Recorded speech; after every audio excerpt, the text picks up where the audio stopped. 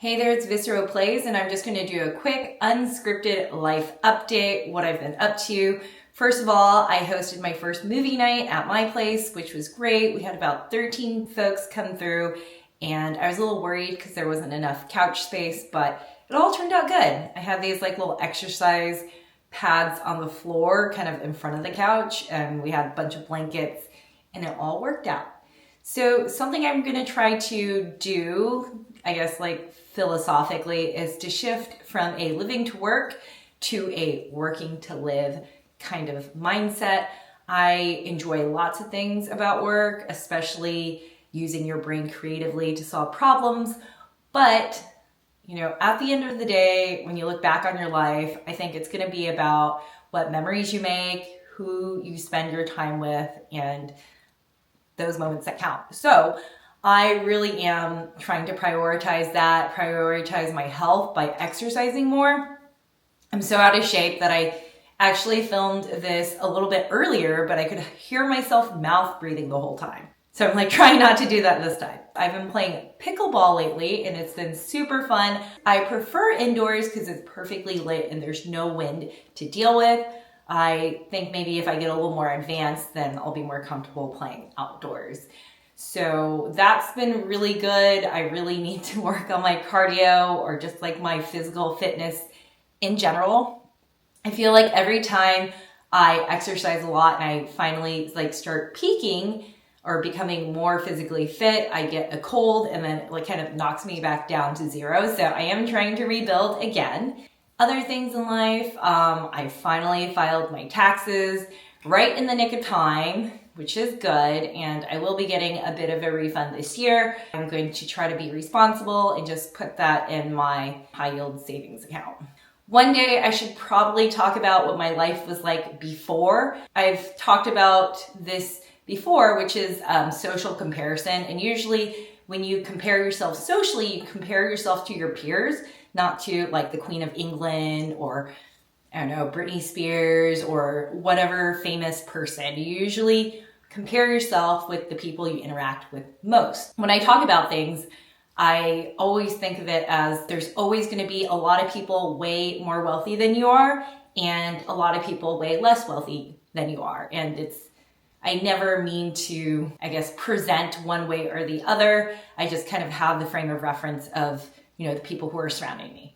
So that said, I have a goal of saving $100,000.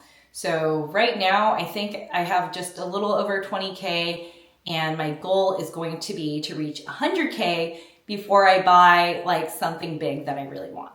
And I've also told myself the moment I reach 100K, I can just blow 15K of that. I feel like you have to put up reward milestones to keep you motivated in going towards it. That's what I'm working on in my kind of financial adulting goals. And also, it's been a really scary time in tech. There have been lots of layoffs. A lot of my friends work in tech and are impacted by this. And even in other fields right now, I think a lot of people are being displaced for various reasons. I think AI is being cited as one of the dominant reasons, but I think it's also kind of being scapegoated. And on the topic of AI, I am no expert by any means, but I have observed that the landscape is shifting so quickly. And I recently watched Ben Horowitz do a talk, and he said basically that this is just the tip of the iceberg. And he thinks that AI is going to be the biggest disruptor since electricity. So not even since the internet, but since the invention of electricity, which allowed us to basically stay up all night and work all the long hours we do today. So also that's another downfall of certain types of automations, is that you have less time to think and consolidate your knowledge because you're basically being asked to do more high cognitive load tasks and to do them consecutively. So I think that is something that we're reckoning with right now. We're starting to reckon with as a work society. I'm not sure if that's gonna mean that the US will become more like Asian countries that, work all the time. I really hope not. Or if there will be some sort of rebalancing, if there will ever be unions.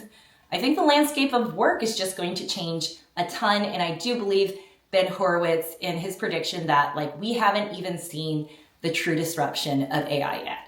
And we don't know what that looks like, but it's coming, probably coming pretty soon.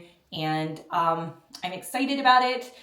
I definitely have some fears around it, but it's going to happen no matter what. So I think the best thing to do is to keep honing your skills and using a diverse array of technology tools and keep learning, because that's how you stay competitive in the field and really just keeps you sharp for longevity as well, to protect against things like dementia. You need to exercise, eat right, and learn.